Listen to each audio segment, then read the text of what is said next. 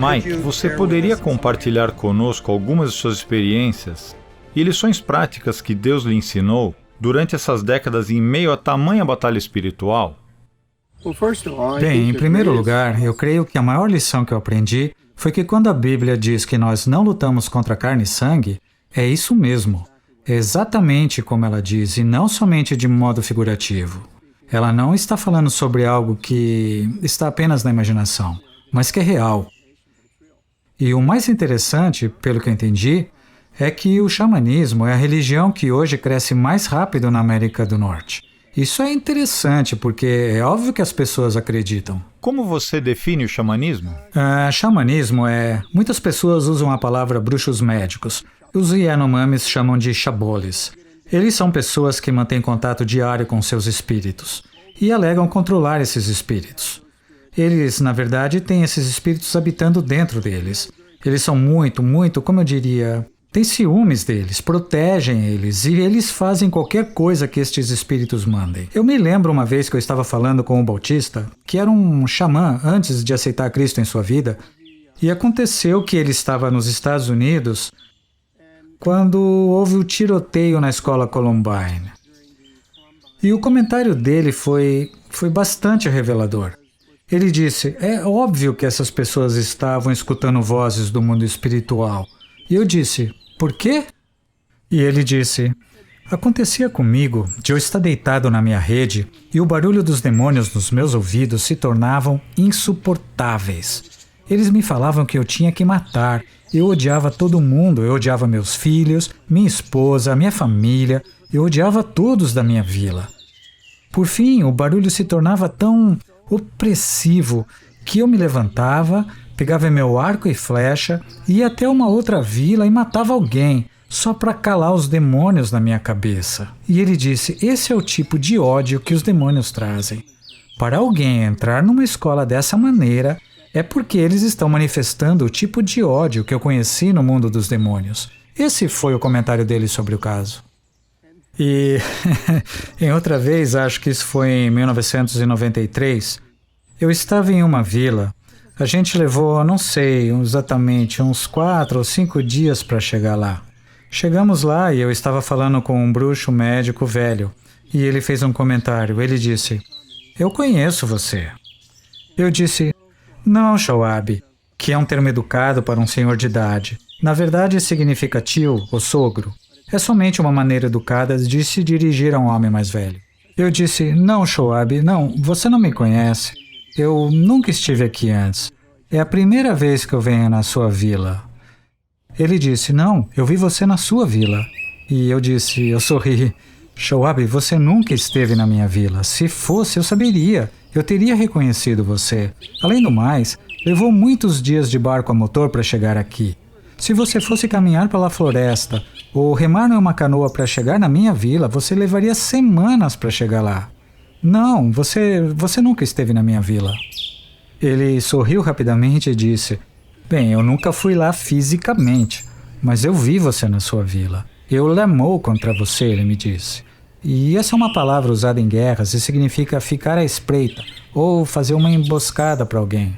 E ele disse, eu lamou contra você, eu fiquei observando você. E lembra, esse é um homem que mora longe, no meio do nada. Quer dizer, eu era um dos poucos homens brancos que ele já tinha visto.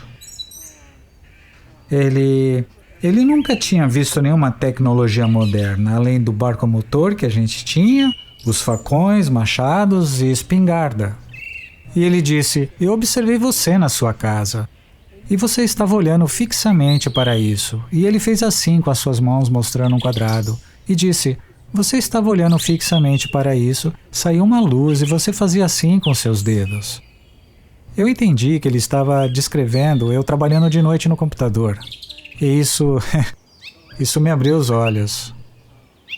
E várias vezes eles falaram assim: tem um espírito em vocês que nossos demônios odeiam.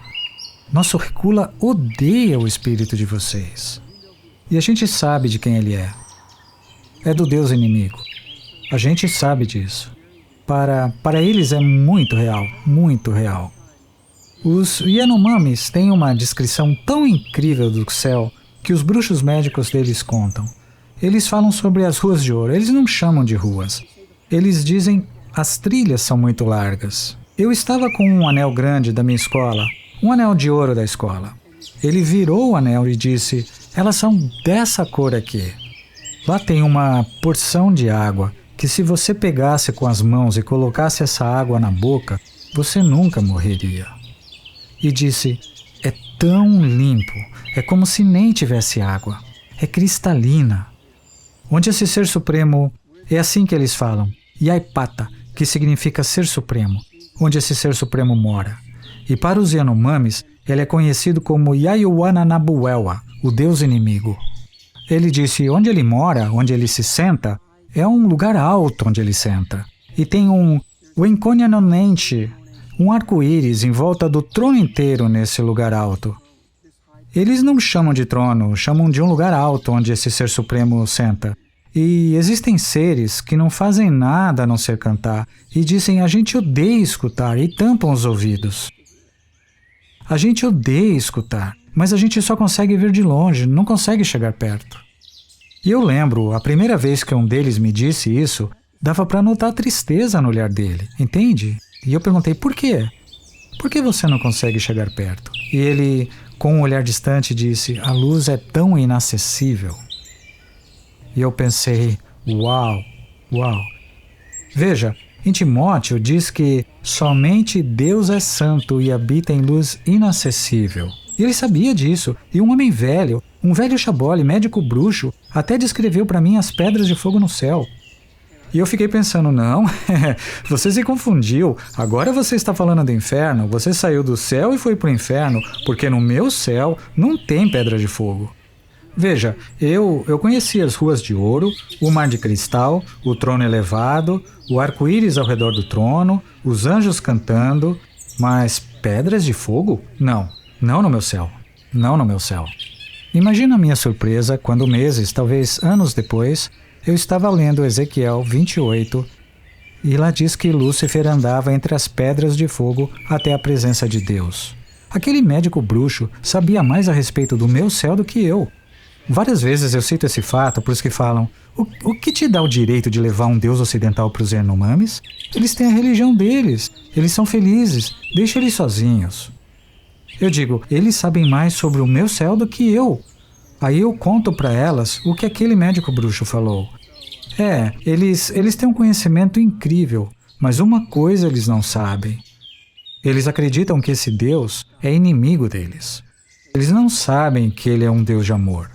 E eles não sabem que Deus amou o mundo de tal maneira que deu seu Filho unigênito, para que todo aquele que nele crer não pereça, mas tenha a vida eterna. A gente está lá para ensinar isso é fundamental. Veja, é surpreendente que a palavra demônios significa conhecedores. Interessante. E aqui está o que você acabou de descrever. As forças demoníacas nos lugares celestiais, elas estão descrevendo a você o que está revelado nas escrituras sagradas. Mas eles, o povo Yanomami, os médicos bruxos, os xamãs, nunca leram as escrituras. Mesmo assim, estão descrevendo ela para você. Sim, incrível. Estão. É incrível. A gente ia para uma vila e no caminho para lá, em todos os lugares que a gente parava, as pessoas diziam: vocês não podem ir lá. Eles odeiam os brancos. Eles vão matar vocês na hora. Eles vão atirar, nem vão dar chance de vocês falarem. A gente sempre escuta isso de várias pessoas. Elas não querem que você continue subindo o rio. Elas querem que você pare na vila delas. E vão falar que, rio acima, eles não vão ser amigáveis. Não é incomum. Mas dessa vez ficava mais opressivo a cada vez que acontecia. A gente sabia que esse povo vivia dentro da mata e não na beira do rio. E a gente precisava de um guia que mostrasse aonde a trilha deles chegava no rio. A menos que você saiba caminhar na floresta, você nunca vai conseguir seguir uma trilha Yanomami. Tem só um galho quebrado de vez em quando e a gente precisava de um guia. E eu perguntei se alguns guias queriam ir com a gente, eles disseram não, eles vão matar vocês na hora. Eu disse, não vão, eu nunca fui lá, não somos inimigos, é o meu irmão Gary e eu. Eu disse, não, eles não têm motivos para não serem amigáveis. Aí eles finalmente concordaram em nos levar.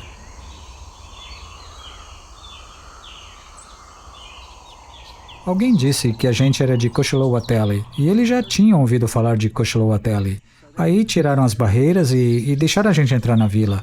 E enquanto a gente se arrastava para dentro, as entradas são muito baixas, precisa se abaixar tanto até quase se arrastar. Lembro que eu pensei, se eles odeiam os brancos, por que eu tenho que dizer que eu sou branco? Eu desliguei a lanterna e coloquei no bolso, ficou um breu. E eles receberam a gente com muita alegria. Todos falando em Yanomami, e mostraram pra gente onde pendurar as nossas redes.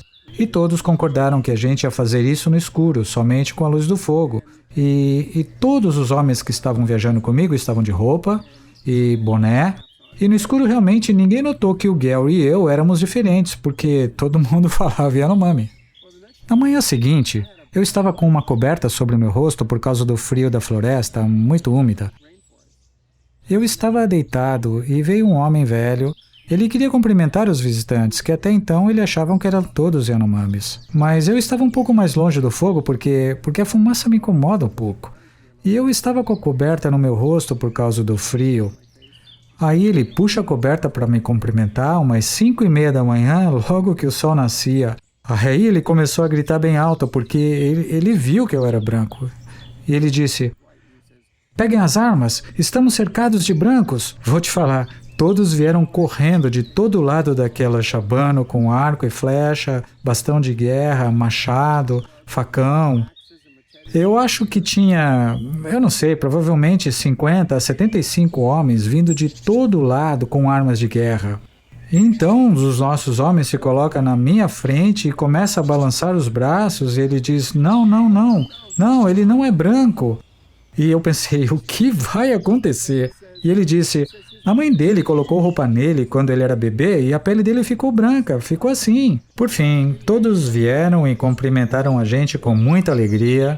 E durante o tempo todo a gente falava Yanomami, as coisas foram se acalmando devagar, todos estavam rindo e a gente só estava conversando. E eu notei que tinha um velho agachado, eu não sei, uns 15 metros de distância. Ele me encarava de um modo muito feio. E quando alguém encara você, isso incomoda. Eu não queria olhar, eu me virei e olhei para as pessoas que estavam aqui e não olhava para o lado onde ele estava. Mas, de novo, quando alguém está encarando você, de vez em quando você olha para ver se ele ainda está te olhando. De vez em quando eu olhava para ele e ainda estava me encarando. Aí eu perguntei, vô, por que você está me encarando? Você está me deixando nervoso. Ele disse, quem é você? Eu disse, bom, eu sou mesmo de Koshilowatele. Meus pais cruzaram a grande água antes de eu nascer. Eu nasci aqui na floresta. Eu bebo a mesma água que você, vô. E ele disse, não, quem é você? Eu disse, eu não sei o que você quer que eu diga. Pergunte aos meus amigos, eles vão te dizer que eu cresci aqui em Koshilowatele. Eu sou Koshilowatele. E ele disse, não, quem é você? E eu pensava que aquele homem estava me perguntando se eu era parente de alguma pessoa branca com quem ele estava bravo. E ele ia querer lutar comigo por causa disso, porque eu não era Yanomami.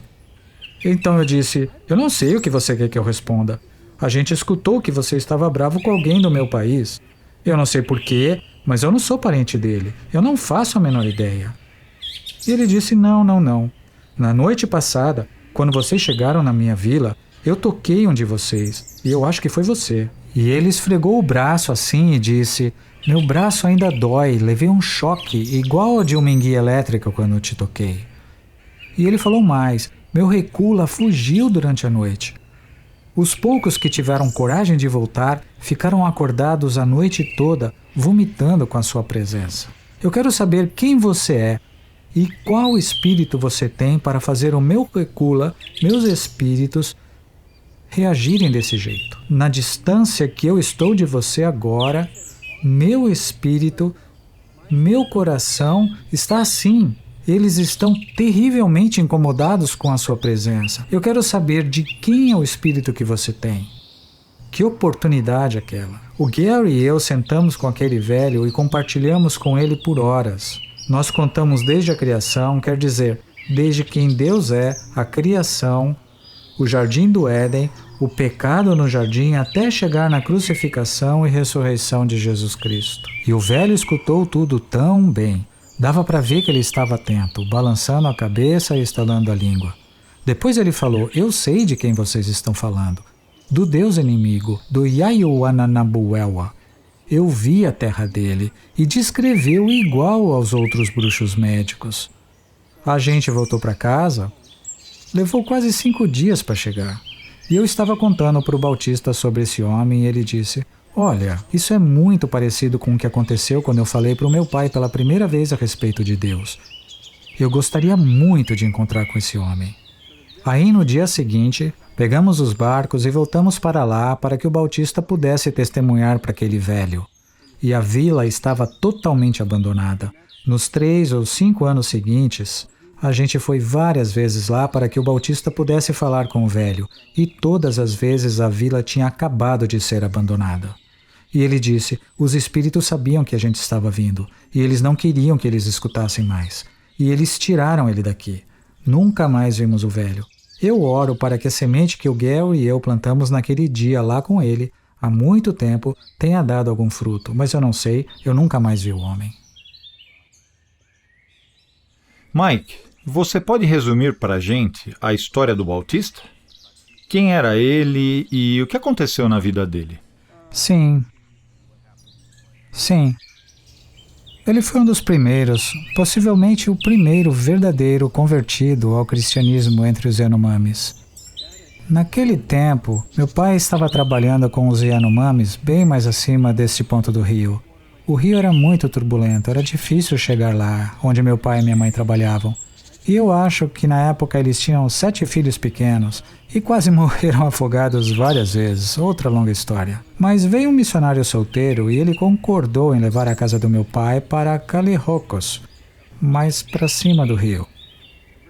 Sozinho ele achava que podia navegar pela corredeira melhor que meus pais com todos aqueles filhos. Quando meu pai chegou em Cochilowatele, ele falou para aquele povo: escutem, eu tenho uma coisa muito importante para contar para vocês. É uma mensagem de vida ou morte. E todos vocês precisam me escutar. Mas o único jeito de vocês me escutarem é se por algum tempo vocês pararem de tentar fazer contato diário com os seus demônios, com o seu Recula. Me dê uma chance, limpem suas mentes para que vocês possam escutar essa palavra tão importante que eu quero falar para vocês, porque eu tenho pouco tempo. A vila concordou, mas eles ainda se escondiam para fazer as coisas que eles queriam fazer sem que meu pai e minha mãe soubessem. Um dia meu pai e minha mãe estavam fora. Acho que eles tinham levado meus 2 irmãos mais velhos e minhas 2 irmãs mais velhas para a escola da missão. Aí eles voltaram para a vila e o Bautista estava em transe. Ele tinha usado drogas. Estava distante no mundo espiritual, deitado no chão sobre o próprio vômito. Não era uma imagem bonita. Aí ele olhou para onde estavam meu pai e minha mãe e ele pensou: não, fui pego. Meu pai e minha mãe se abaixaram ao lado dele, deram um abraço no Bautista e perguntaram se podiam orar por ele. E ele disse: meus espíritos ficaram loucos. E aí ele falou: ok. Seu pai orou por mim e eu senti a paz. Aí ele me contou do Evangelho de Jesus Cristo em um Yanomami muito bonito. Bonito Yanomami. E eu fiquei surpreso, porque até então seus pais falavam mal Yanomami. Eles não sabiam o Yanomami muito bem, mas ele me contou o Evangelho em um Yanomami muito bonito. E a gente ouviu esse testemunho durante toda a nossa vida. E na verdade, ele disse que depois foi para a floresta. Ele estava dividido entre desistir dos espíritos e a mensagem que meu pai e minha mãe tinham compartilhado sobre o amor de Deus. Ele estava tão dividido que olhou para o céu e disse: Deus, se você realmente me ama, mostre-se de maneira real para mim. E de repente, Satanás passou por cima da floresta, cantando para ele os cantos que ele já tinha aprendido, carregando um enorme buquê de flores. E isso soa meio estranho, mas o Bautista estava compartilhando isso como seu testemunho. Ele disse: ele me deu um abraço, Satanás me abraçou e começou a dançar comigo, cantando para mim o poder que eu teria no mundo espiritual se eu ficasse com ele. Ele queria me convencer com o perfume daquelas flores que ele tinha colocado no meu nariz. E eu estava sendo convencido. Eu sabia que estava cedendo. Então eu gritei no meu espírito. Eu disse: Deus, me salva. E imediatamente um ser se colocou entre mim e Satanás, e empurrou Satanás para trás e me tirou dos braços dele, e disse: deixa ele em paz, agora ele é meu. Daquele momento em diante, eu nunca mais fui perturbado pelo Jekra. Eu fui liberto. Minha vida agora pertence a Jesus Cristo. Ele testemunha isso e muitas vezes ele compartilhou em universidades dos Estados Unidos. Ele já falou em algumas das universidades mais famosas dos Estados Unidos. Uma vez, quando eles retornaram, em 2008 ou 2009 talvez, Gary tinha acabado de voltar de uma viagem aos Estados Unidos com o Bautista e ele estava compartilhando o testemunho do Bautista novamente e tudo o que tinha acontecido. E meu pai sempre sorria quando o Bautista dizia que ele falou um Yanomami perfeito com ele. Meu pai sempre sorria. Aí, então, o Gary disse: pai, sempre que a gente fala isso, você sorri. Isso não é verdade? O Bautista está mentindo? O que realmente aconteceu? E ele disse: não. O Bautista está falando a verdade. Mas então ele disse: eu não falei com ele em Yanomami. Eu preguei o evangelho para ele em inglês. E foi tão bonito ouvir meu pai falar aquilo e ouvir o testemunho do Bautista. Por anos eu cresci ouvindo esse testemunho e sei que servimos a um Deus maravilhoso. As línguas são dele e ele faz o que quer com qualquer uma. Aquilo foi uma coisa muito bonita e a gente só descobriu esse lado da história poucos anos antes de meu pai morrer. É o mesmo Espírito Santo que agiu no dia de Pentecostes. É a mesma pessoa. Louvado seja Deus. Uau! Mike, você já escreveu 3 livros sobre sua vida no território Yanomami, no sul da Venezuela. Em um deles você fala de um xamã Iobli. Ele era o pai do seu amigo Iaqua, e eu gostaria que você contasse um pouco da história dele. Ele era um homem de certa idade, e como você disse, Iaqua era meu melhor amigo de infância, e ainda é. A gente ainda é muito, muito, muito próximo.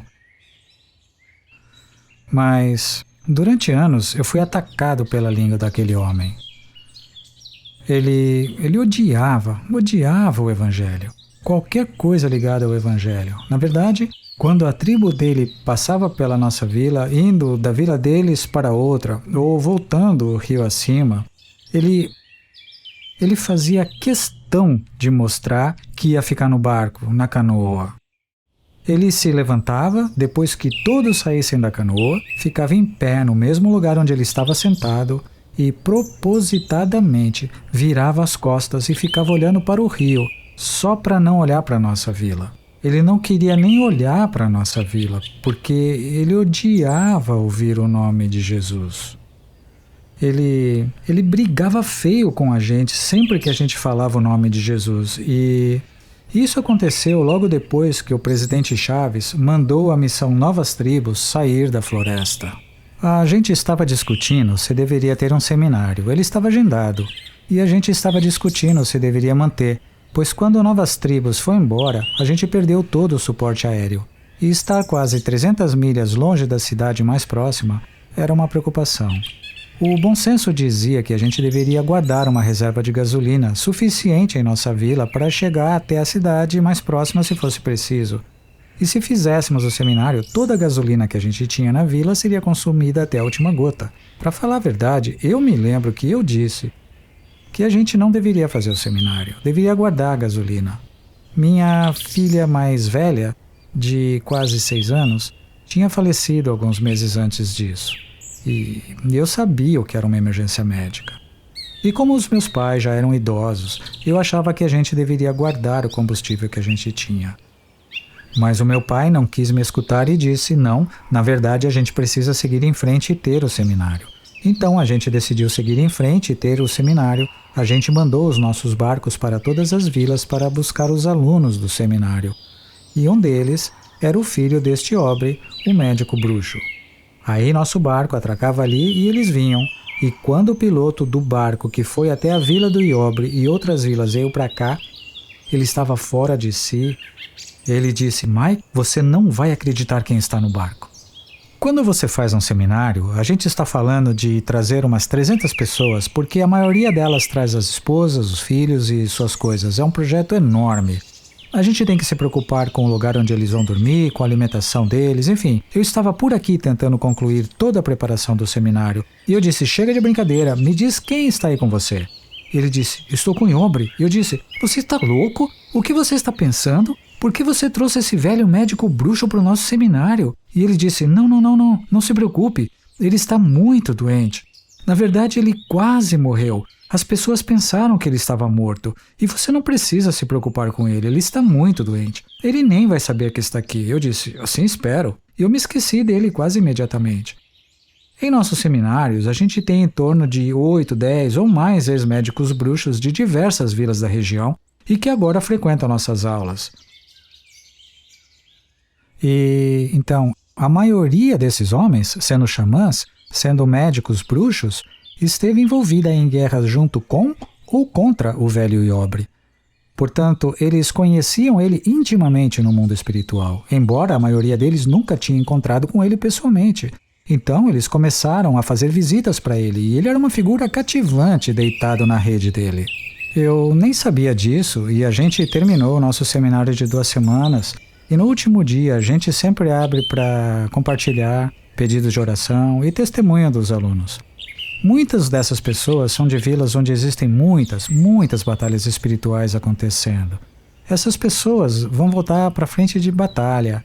Então a gente sempre dá uma oportunidade para elas compartilharem. Bem, de repente, eu olhei de onde eu estava e vi Aubrey vindo, apoiando-se em uma lança, caminhando para dentro da nossa igreja. E o meu primeiro pensamento foi, o que esse velhote quer aqui? O que ele vai fazer? Provavelmente ele vai começar a reclamar, delirar e xingar todo mundo. Como eu disse, eu cresci debaixo das palavras ferozes desse velho homem. Mas ele entrou e se sentou bem mansamente lá no fundo e ficou sentado por um tempo, enquanto os testemunhos iam acontecendo. Finalmente ele se levantou novamente e andou em direção ao meio da igreja. E ele disse, posso falar uma coisa? E todos ficaram olhando uns para os outros, ninguém sabia o que ele ia dizer, o que ele ia fazer. Nenhum de nós acreditava que seria algo bom. Mas eu disse, ok, sim, ok, pode falar. Aí ele caminhou um pouco mais para frente e se virou para frente de todos. E ele disse, todos vocês me conhecem. E todos, naturalmente, balançaram a cabeça, confirmando que sim. E ele disse, meu peito sempre esteve tão cheio de demônios que eles controlam tudo o que eu faço, tudo que eu faço. Mas há alguns dias eu fiquei muito doente e todo o meu povo achou que eu tinha morrido. Eu achei que eu tinha morrido e eu me vi caminhando por uma trilha larga. E eu tomei consciência que andando comigo nessa trilha tinham muitos seres. Eu não sabia se eles eram humanos ou o que eles eram, mas eu podia escutar eles atrás de mim andando comigo. E logo depois eu tomei consciência que tinha um abismo no fim dessa trilha larga que eu estava andando. Ela acabava num abismo bem íngreme. E quando eu cheguei mais perto desse abismo, eu tomei consciência dos gritos e choros de dor e terror saindo daquele lugar de escuridão. Ele disse, era um breu completo. Mas era óbvio que havia um fogo imenso. E ele disse, o calor, mesmo de onde eu estava parado, estava me atingindo. E eu não queria chegar mais perto. Então eu comecei a parar de caminhar. De repente, esses seres que caminhavam comigo me agarraram pelos braços dos dois lados e começaram a me empurrar em direção à beirada de onde eles iriam me jogar para dentro. E eu olhei por cima do ombro desse ombro e por cima desse ombro, e eram os demônios, os Jekra, a quem eu tinha servido durante toda a minha vida, e eles estavam tão felizes. Eles estavam me levando com alegria para o abismo para me jogar para dentro. E ele disse, eu lembrei do Pepeue, que é como eles chamavam meu pai, eu lembrei do Pepeue, me falando que Deus tinha mandado seu filho para me salvar do fogo. E eu achei que era tarde demais, mas eu gritei para Deus, me salva desse fogo. E eu acordei na minha rede, e ele disse, agora eu não sei o que eu vi, se isso era real, ou se era uma visão, ou o que era. O que eu sei, com certeza, eu nunca mais quero chegar perto desse fogo novamente. E disse, eu quero que todos vocês, se puderem, venham e orem comigo e peçam a Deus para me salvar. Eu queria ter a paz que eu sinto em todos vocês hoje aqui. Eu te digo, não havia um olho sem lágrima naquela sala quando todos se reuniram ao redor daquele homem para orar com ele. Eu sempre achei que ele era um Yanomami fisicamente muito feio. Quer dizer, todos achavam ele feio. Mas eu te digo, depois que a gente orou com ele e o sorriso no rosto dele, na verdade ele não era um velho de má aparência. Ele saiu abraçando todas as pessoas dali e no dia seguinte todos eles foram embora. E cerca de um mês depois, a gente escutou que ele ficou doente de novo. Bem, a gente recebeu a notícia que o velho tinha morrido. E eu fiquei pensando, eu me perguntava se esse velho realmente aceitou o Senhor. Ele realmente sabia o suficiente? Você sabe, a gente sempre fica na dúvida. Eu sempre agradeço ao Senhor Deus que lida com a gente baseado em quem Ele é, em sua fidelidade, em sua misericórdia, em sua compaixão e não em quem eu sou. Que seja, eu estava em dúvida e preocupado. E o primeiro cara que retornou foi o sobrinho dele. E ele disse, ei, alguém te contou o que Aubrey fez antes de morrer? Eu disse, não, o que aconteceu? Ele disse, ele estava inconsciente e todos estavam chorando, todos na vila estavam tristes por ele. E os médicos bruxos vieram e começaram a pegar as drogas. E quando o primeiro se levantou para começar a cantar, o velho Aubrey tentou se sentar na rede. Eles pensaram que ele estava tendo outra convulsão. Aí eles tentaram segurar ele deitado, mas ele se recusou a ficar deitado. Ele se sentou e apontou a mão trêmula para a cabeça do médico. E ele disse, o que você está fazendo aqui? Eu disse para você não vir. Eu te disse que eu aceitei a Iapara e o sacrifício do seu filho por mim. Eu te disse que quando eu morrer eu vou para o céu. Eu não vou voltar para aquele fogo. Eu também te falei desse fogo, que você não deveria ir para lá. Mas você se recusou. Agora vai. Pega toda essa gente e vai para casa. Eu não quero escutar o som de bruxaria justo antes de eu morrer. Eu estou indo para casa, eu estou indo para a casa de Deus. Por fim, eles brigaram entre si, mas todos os médicos bruxos foram embora bufando de raiva e deixaram o velho sozinho. Ele se deitou na sua rede e, de fato, ele morreu. E eu sempre me pergunto qual teria sido a visão que aquele velho homem teve quando ele acordou no céu. Porque sabemos que estar fora do corpo físico significa estar presente com o Senhor. Que linda recepção aquele velho homem deve ter recebido. Sim. Amém.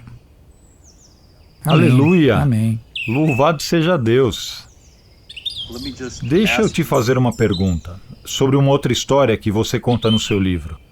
A história de alguém que também era um xamã e ele contava como tinha aceitado Jesus em seu coração juntamente com todos os outros demônios. Você poderia contar essa história, que é uma história negativa, comparada com a história positiva que você acabou de contar? E Augusto tinha aproximadamente a mesma idade do meu pai. E eles iniciaram uma amizade bem forte desde os primeiros dias. Meu pai sempre tentava testemunhar para o Rusto, mas ele sempre interrompia e dizia para meu pai: não, eu já tenho o que eu preciso, eu estou bem. Pois bem, um dia a gente estava fazendo, alguns anos atrás, a gente estava tendo uma conferência com todos os crentes da região. Todos eles iam para a nossa vila. E, por alguma razão, o Rusto veio junto com os cristãos da vila dele. Eu acho que foi quando a gente passou o filme Jesus pela primeira vez. E o Rusto sentou lá e assistiu o filme inteiro. O filme estava traduzido em Yanomami e ele se sentou lá e assistiu o filme todo. E eu poderia dizer pela sua agitação que ele estava convencido que era pecador. Eu estava sentado ao lado dele e aí eu notei que meu irmão Gary escorregou pelo banco até o lado do Rusto também. E quando ele estava inquieto ali, os outros iam se levantando e dando testemunho da mudança que Jesus tinha feito na vida deles.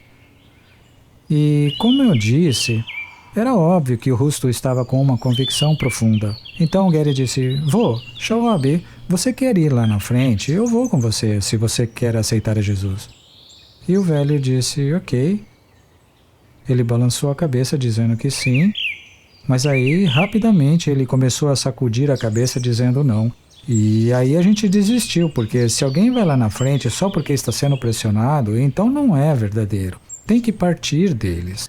A gente não está interessado em números ou poder falar de alguém. A gente quer ter toda a certeza que aquela pessoa conheça, entenda e tome a sua própria decisão sobre o que significa ter Cristo em sua vida. Então a gente não foi. Aí na manhã seguinte, bem cedinho, uma pessoa veio até a nossa porta e disse: Ei, sabia que o Rusto e todo o seu grupo está indo embora? E a gente disse: o quê? Aí a gente foi até o porto e disse: você não precisa remar de volta para casa. Ia levar uns 3 ou 4 dias para ele remar de volta para casa, mesmo porque a conferência ia durar mais 2 dias e a gente ia levar todos para casa de barco. E a gente disse: fique aqui, você vai chegar em casa mais rápido do que se você for remando. Fique aqui, tem alguma coisa errada? Ele disse: não, eu não posso ficar. Eu queria, mas eu realmente não posso ficar. Meus filhos, que é o termo de parentesco que eles usam com os seus demônios, meus filhos ficaram acordados a noite toda, chorando, implorando para que eu não expulsasse eles. E eu disse para eles que eu ia embora hoje, eu tenho que ir. E com muita tristeza, a gente assistiu aquele velho homem entrar no seu barco, com toda a sua família, e ir embora. Anos mais tarde, eu estava lá num dos afluentes do rio Ocambo, e um velho homem me chamou lá da margem. Eu fui até lá e era o Rusto. E a gente sentou para conversar. E ele disse: Maikiwa, ele estava tão feliz que ele estava literalmente radiante. Ele disse: Maikiwa, eu aceitei a Jesus. E eu disse: uau, é mesmo? Uau, como aconteceu? Mas, para ser sincero, eu estava demonstrando muita alegria por ele. Mas, na minha mente, eu tinha muita dúvida, porque o efeito das drogas era visível no rosto dele, nunca uma visão agradável. E isto me preocupava. Era óbvio que ele tinha acabado de consumir muita droga. E eu disse: como você aceitou a Jesus? Ele disse: bem, outro dia eu estava na floresta e eu estava pensando em tudo que eu escutei sobre Jesus, como ele quer me salvar e como ele me ama. De repente, uma enorme luz brilhante desceu na minha frente e um homem saiu dela, bonito, um homem bonito saiu dessa luz brilhante e disse: eu sou Jesus Cristo e eu vim para você. E ele disse, ele me chamou pelo nome. Ele disse: Rusto, eu vim para você. E eu perguntei: e então o que aconteceu? Ele disse: ele está aqui, ele está no meu coração agora. E eu disse: uau, que ótimo, mas Shawab, o que aconteceu com os seus Rekra? Eles estão aqui também, ele disse. Eles estão aqui também. Eles todos deram espaço para ele, eles estão todos juntos, eles estão felizes e eles estão se dando muito bem. E eu comecei a balançar minha cabeça de um lado para o outro e disse: Shawab, você foi enganado. Você não recebeu a Jesus, você recebeu um enganador. Lembra como começa a história de Deus? Começa com os próprios anjos se rebelando contra ele e sendo expulsos do céu? E se Deus, na sua justiça, não pode manter esses anjos que o rejeitaram no céu, que é um lugar enorme, como ele poderia compartilhar o seu peito com os demônios? Ele nunca faria isso. Você foi enganado. Mas sabe, é triste dizer que a gente nunca conseguiu convencer aquele velho homem que ele tinha sido enganado. Ele foi para o túmulo acreditando que ele realmente tinha Jesus em seu coração. Foi muito triste, muito triste. Ok, Mike. Outra pergunta para você. Você tem uma história para contar sobre uma maneira especial quando Deus respondeu não para uma oração que você estava orando com muito fervor. Você pode contar para a gente essa história? Sim.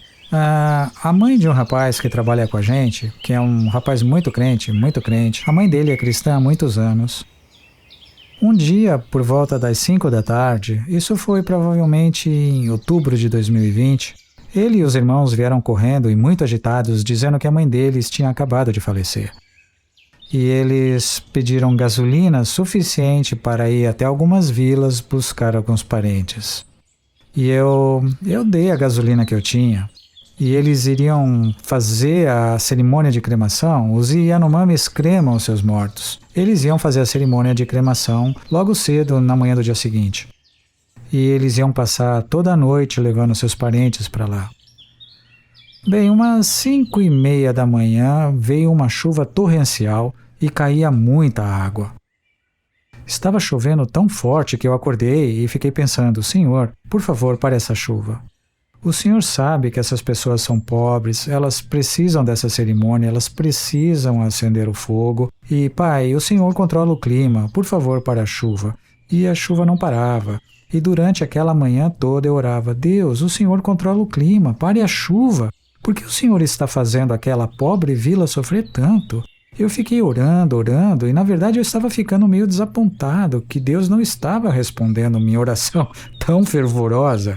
Então lá pelas 11h45, ou perto do meio-dia, a chuva começou a diminuir e virou um chuvisco. E eu pensei, ok, pelo menos ainda não é tão tarde, eles podem começar a acender o fogo agora. Não muito depois disso, aqueles rapazes vieram até nossa casa muito agitados. E a razão pela qual eu não estava lá com eles era porque a Keila e eu estávamos nos recuperando de Covid ao mesmo tempo.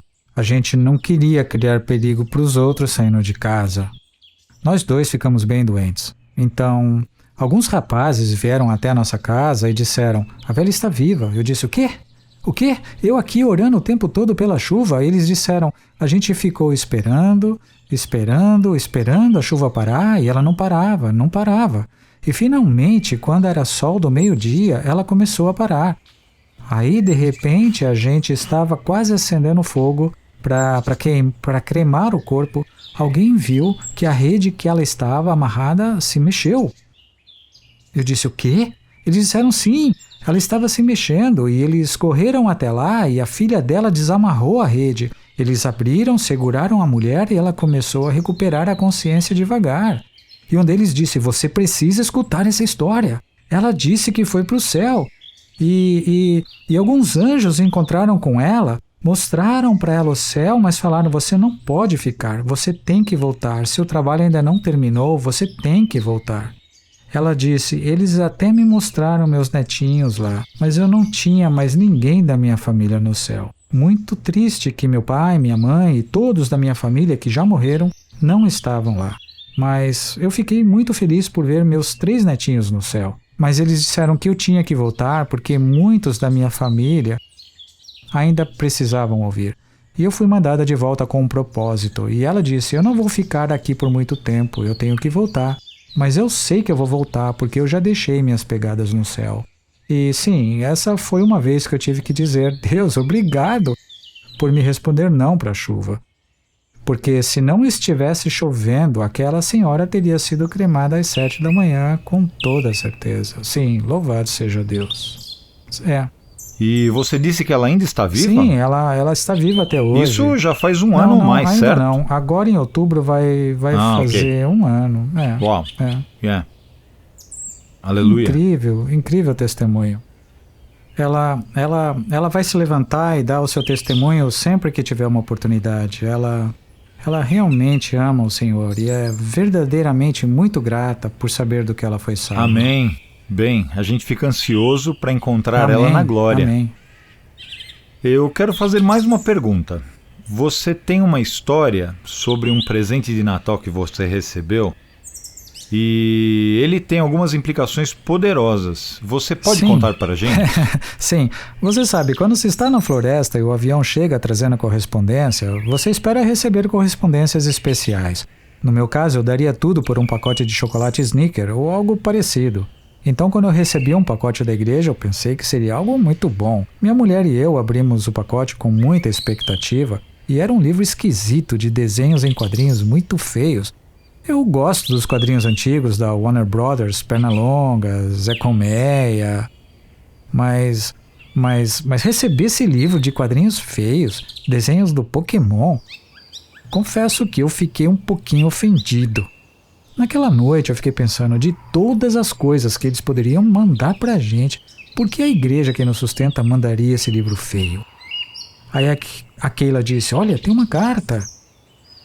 Aí a gente leu a carta e ela dizia, querido Mike, ano passado o Bautista, o homem da nossa igreja, ex-médico bruxo Yanomami, ele foi para aquela igreja nos Estados Unidos e eles diziam, quando ele falou aqui, toda a nossa igreja ficou apaixonada por ele e todos respeitam muito, muito o conhecimento espiritual dele. E nesse momento, nossa igreja está passando por um desentendimento grave, onde metade da igreja acha que esses quadrinhos, esse jogo, essa coisa de Pokémon não é ruim. E a outra metade de nós realmente acredita que tem algo de errado, que é sinistro, que é algo com que a gente não deve brincar. A gente já discutiu tanto e, por fim, a gente decidiu que, já que todos respeitamos o Bautista, a gente deveria enviar esse livro para você e pedir para que você mostrasse para o Bautista e perguntar o que ele acha. E nós, como igreja, vamos aceitar o que ele disser. Se ele disser que não há nada de mal, ótimo. Se ele disser o que ele disser, nós vamos escutar. A gente respeita muito o Bautista. E eu disse, uau, isso é um pouco melhor do que só um livro feio. Uau! Aí minha mulher Keila, ela disse, sabe, esse é aquele desenho que eu falei para você. Ela disse que minha irmã tinha mandado para o Stephen, nosso filho mais novo, ele tinha uns 12 ou 13 anos na época, ela tinha mandado uma fita de vídeo de desenhos do Pokémon. E ele amava, e queria ficar assistindo o tempo todo. E ela disse, me incomoda muito o jeito como ele age depois que ele assiste esses desenhos. E ela sempre me pedia para assistir junto com ele para ver o que eu achava. Eu nunca assisti. A gente está tão longe de tudo na floresta que eu nunca tinha ouvido falar de Pokémon. Eu não tinha nem ideia do que se tratava. E, para ser honesto, a gente está sempre muito ocupado na floresta que eu esqueci. A gente está sempre ocupado, tem sempre muita coisa acontecendo. Bem, um dia, algumas semanas depois, eu estava na nossa sala de jantar com o Bautista, tomando um café, e a Keila se lembrou do livro e correu para buscar o livro e trazer para ele. E disse, aqui está o livro que você precisa mostrar para o Bautista. Aí eu peguei o livro e, sem contar nada para ele sobre por que eu tinha o livro, a história da igreja, nada. Eu abri o livro em uma página qualquer e perguntei, Bautista, o que você acha disso? Ele olha o livro e diz, uau, faz muito tempo que eu não vejo ele. Eu disse, como? Ele disse, sim, ele é o... E ele disse o nome dele. Eu estava lendo a página escrita em inglês e o Bautista estava falando em Yanomami. E eu lendo em inglês. O Bautista não sabe ler, nem falar inglês, portanto não tinha como ele estar lendo. E ele me disse o nome em Yanomami e que é a tradução direta do nome que estava escrito embaixo do desenho. Eu não sabia o que falar. Ele disse, sim, ele é uma criaturinha desagradável. Ele sempre morde, arranha, grita e agarra. E eu estava lendo os atributos desse personagem. Ele morde, arranha, grita e agarra. Eu pensei, uau, que coincidência! Eu virei para outra página e a mesma coisa. E eu repeti mais 2 ou 3 vezes e finalmente a Kayla vai correndo buscar o Steven. Ele veio e pela cara dele era óbvio que ele não estava preparado para ouvir o que a gente tinha para falar sobre os desenhos. E ele já tinha entendido o que a gente estava fazendo. E sem falar nada pro Stephen, ele estava em pé, meio atrás de mim com a Kayla. Eu virei mais uma página e perguntei de novo pro Bautista. E ele fez a mesma coisa. O nome era a tradução exata do personagem, os atributos eram exatamente os mesmos. E ele fez isso 2 ou 3 vezes. Tinha alguns que ele não reconhecia. Ele disse, esse não reconheço, mas ele disse, essas coisas estão por todo lado. Tem tanto deles que um xamã, um médico bruxo, um chabole conheceria todos. Ele disse, eu te falei os que eu conheço. E foi então que eu contei para ele que a igreja tinha mandado o livro, e que eram jogos, e que eram desenhos que eles passavam para as crianças assistir. Ele disse, uau, isso é muito interessante, porque essa família, esse grupo de demônios, de Recula em particular, são os que são usados para iniciar as crianças no mundo espiritual. Eles são os espíritos de contato inicial que são usados para entrar nas mentes das crianças, para atrair as crianças para o mundo espiritual. E ele disse muito, muito perigoso para as crianças. Aí eu falei para ele que a igreja estava bem dividida e o comentário dele foi, bem, você sabe que Deus dá a alguns o espírito de discernimento e algumas pessoas são mais sensíveis que outras à voz de Deus. E disse mais, se na igreja deles tem alguma coisa assim acontecendo, tem um grupo de crentes que está com o coração perturbado por algo, eles podem não conseguir explicar por que estão incomodados, mas eles estão incomodados com isso. E disse, na maioria das vezes, pode ser o Espírito de Deus mexendo com eles. Fale para eles, aquele povo, que eles precisam ser mais sensíveis e escutar os outros. Aí a gente fez um relatório contando essa história e filmamos o Bautista falando e compartilhando sobre essas coisas. Eu traduzi, coloquei legendas e mandei para a igreja. Então, eu esqueci o ano, talvez foi 2009 ou 2010. Eu postei na minha página do Facebook, eu resumi um pouco a história e postei junto com os meus livros. Eu fiquei surpreso com a reação negativa que eu recebi. Especialmente dos líderes de jovens das igrejas. Eles eram os que mais me criticavam. E eu falava para as pessoas, veja, eu não tenho nenhum interesse pessoal no assunto, eu não sou um expert, mas eu sei que eu devo escutar um expert. E que eu acreditava que o Bautista era um expert naquele assunto que ele estava compartilhando. E eu disse para um rapaz, a gente estava conversando na sessão de comentários, no fim eu disse, veja, se eu vejo uma cobra na trilha, eu vou avisar para todos que estiverem atrás de mim. Simplesmente porque a cobra é perigosa. Agora, se alguém atrás de mim for mordido pela cobra, é porque ele ignorou o que eu falei, ou ele demorou muito para se desviar, ou por qualquer outro motivo que manteve ele no caminho do perigo. Eu disse, eu só estou tentando dizer que, para mim, isso é perigoso. Esse é meu único propósito ao compartilhar essa história. Eu não tenho qualquer interesse nessa coisa toda. De qualquer maneira, foi interessante que as críticas vieram predominantemente dos líderes de jovens das igrejas. Uau, obrigado. Eu queria concluir a nossa entrevista lendo para você 2 citações e depois você pode fazer qualquer comentário final que você quiser em relação à batalha espiritual. A primeira é uma citação do Duque de Wellington. Ele disse, em tempos de guerra, o pior erro é subestimar o inimigo e se preparar para uma guerrinha. Um grande país não pode fazer uma guerrinha. Amém. A segunda citação é de C.S. Lewis, em Cartas de um Diabo ao Seu Aprendiz. Existem 2 erros iguais e opostos que a nossa raça pode cometer em relação aos demônios. Um é desacreditar na existência deles, o outro é acreditar e ter um interesse excessivo e nem um pouco saudável por eles. eles ficam igualmente satisfeitos com os dois erros e aplaudem um materialista ou um feiticeiro com o mesmo prazer. Sim. Bom, meu primeiro comentário seria voltar àquele versículo que a gente usou para começar essa entrevista, que a nossa batalha não é contra a carne e o sangue, mas contra os principados e potestades e a maldade nos lugares celestiais. A Bíblia é muito clara sobre a batalha espiritual em que a gente está envolvido.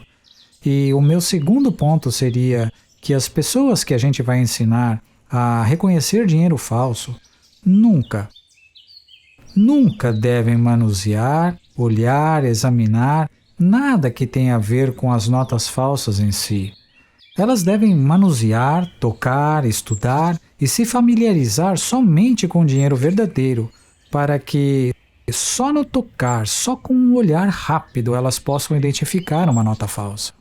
E eu acho que isso deveria ser nosso objetivo na vida. A gente não glorifica Satanás, a gente não coloca ele em nenhum pedestal, a gente se aproxima de Cristo e mantém nossa vida tão perto de Cristo que a gente fica tão sintonizado com seu espírito, com sua mente, que a gente pode reconhecer Satanás pelo impostor que ele é. Em nossas mentes, muitas vezes nós queremos colocar Deus aqui e Satanás um pouquinho mais abaixo, mas você sabe que ele não está aqui, não está. Porque durante o tempo da crucificação de Cristo, haviam muitas profecias que eram profecias muito detalhadas, que se cumpriram no dia da crucificação de Cristo e até mesmo antes da sua crucificação. Quando a Bíblia menciona que Jesus seria traído por 30 moedas de prata, se Satanás fosse quase tão poderoso quanto Deus, por que ele não fez com que os sacerdotes oferecessem 35 moedas de prata por ele? Ou 25 moedas de prata? Eles ofereceram 30 moedas de prata. Deus também escreveu que eles iriam lançar sorte sobre as roupas dele, que eles fariam isso, que eles dariam vinagre para ele quando ele dissesse que estava com sede. Muita coisa estava detalhada e ainda assim Satanás não conseguiu mudar nada nessas profecias. Todas elas foram cumpridas, perfeitamente cumpridas. E isso me diz que Satanás não está nem um pouco perto do nosso Deus. A gente serve a um Deus maravilhoso, poderoso, mas Satanás é um enganador e ele vem muitas vezes disfarçado como um anjo de luz, como ele fez com Rusto, ou tenta distrair a gente, mas ele é um enganador e um mentiroso desde o princípio. E nós precisamos estudar, se aproximar e se voltar para Cristo. Tudo que eu sempre tentei compartilhar com as pessoas sobre os Yanomamis e o xamanismo deles, os seus Shaboli e a sua sintonia com o maligno, nunca foi para tentar glorificar o que eles têm. Foi para mostrar o poder, a graça, a beleza e a compaixão de nosso Senhor. Que Ele nos ama, Ele deseja nos salvar e que Ele fez tudo que podia para nos salvar. Essa é a nossa esperança, essa é a nossa esperança. E aqui eu termino.